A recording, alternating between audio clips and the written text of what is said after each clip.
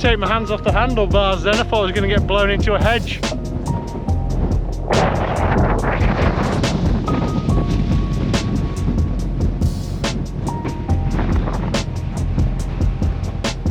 Right, this isn't going to work recording this. I'm not sure if you'll be able to hear me at all, so I'll find somewhere sheltered and do a bit of recording there.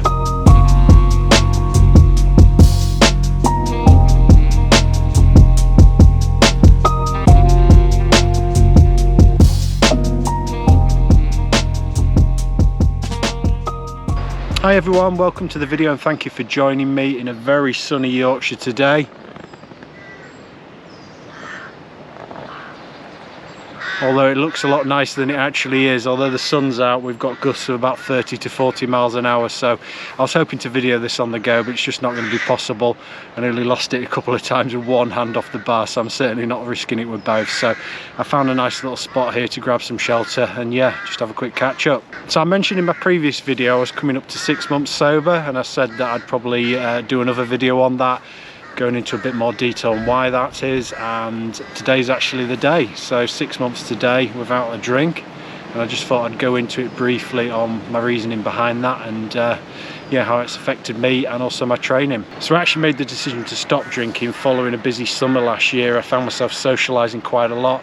I do enjoy my horse racing, so before I knew it I was socialising sort of most weekends, and then a couple of nights in the week I was having a drink at home. So before I knew it, sort of 3 or 4 nights a week I was drinking, which just isn't healthy. On top of that, I was a casual vapor as well, so I decided to knock that on the head as well and get that out of my life and just sort of clear my act up a little bit, clear my diet up a bit, and just yeah, just be a bit healthier in my 40s. So I made those decisions anyway, but a couple of weeks after I'd stopped drinking and vaping, I had a bit of a funny turn. My heart went a little bit funny, and whilst at first I thought it was just stress, after a bit of convincing I did go to hospital for some tests.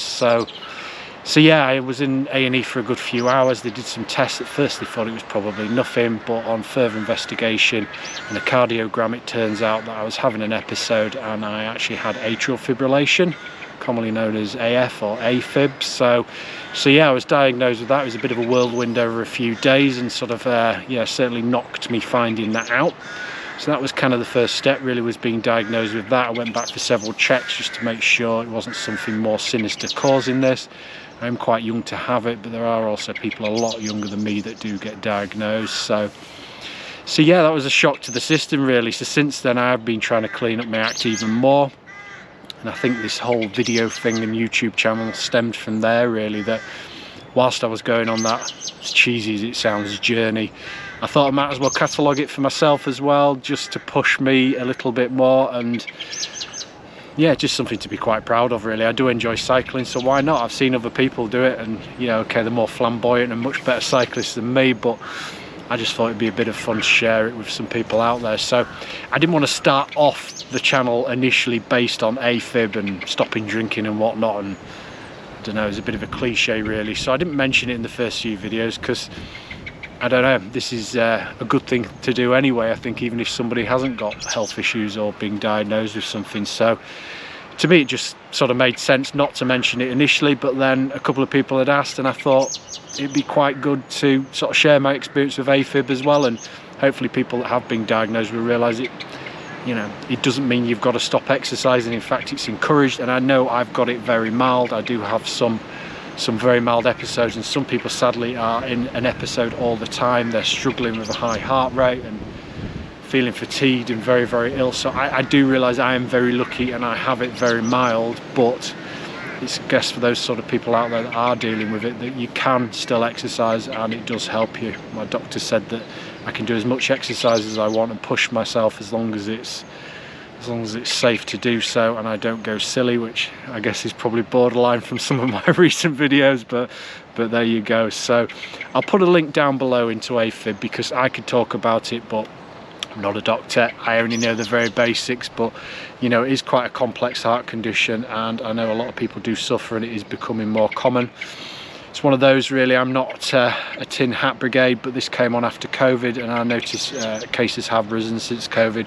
Whether there's a connection, I have no idea, whether it's been brought on. So I'll put a link below, as I say, just some information there. There's some really good websites out there, but yeah, my advice is just don't sort of think it is stress. I realised that I'd had this several times before, and I just thought it was stress and just sort of needing a break and feeling run down. And then looking back now, it seems silly to not go to the doctors earlier, but yeah, I'd had these palpitations and uneven heart rate before and not looked into it. So yeah, my advice is just to get checked out, and yeah, just don't take any risks really, especially as you're getting older. It's just not worth risking. So if anyone's got any questions, or if you have AFib and you deal with it and you enjoy cycling or keeping fit, please keep in touch, put some comments down below. If anyone's got any questions or wants any advice, as I say, I'm not a doctor, but I can talk about my own experiences if somebody would like. Just comment below and I'll be sure to reply.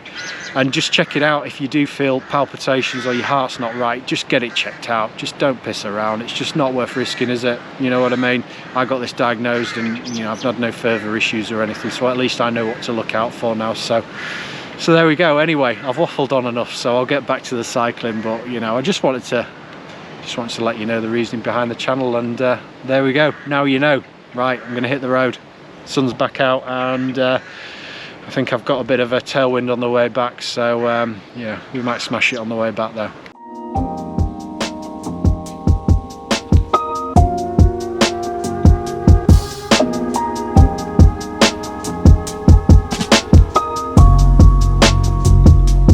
I've seen more and more of these popping up, and they really are a great idea. Great use of the old phone boxes, and they can be life-saving, so quite fitting with the content of today's video, and hopefully I never need one.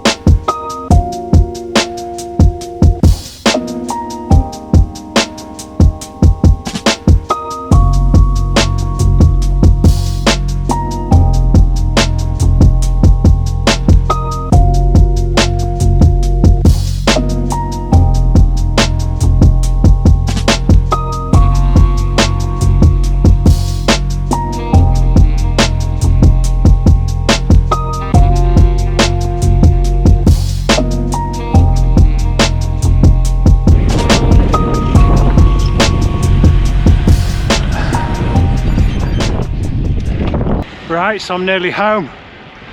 Couldn't resist an effort down there chasing that KOM. I don't think I got it, but I'll have a look when I get back. Bit sketchy at the end there. You're into a 90-degree bend, locked up a bit. I thought I was going to end up in that hedge, but still in one piece. So yeah, just a couple of more miles to go now. Just about to go down one of the worst roads in the UK. Look at the state of this. It's just one big pothole.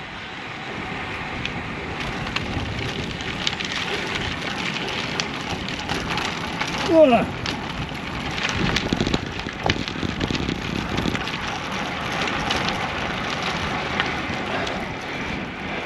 Still got some of my teeth left, so that's a good sign.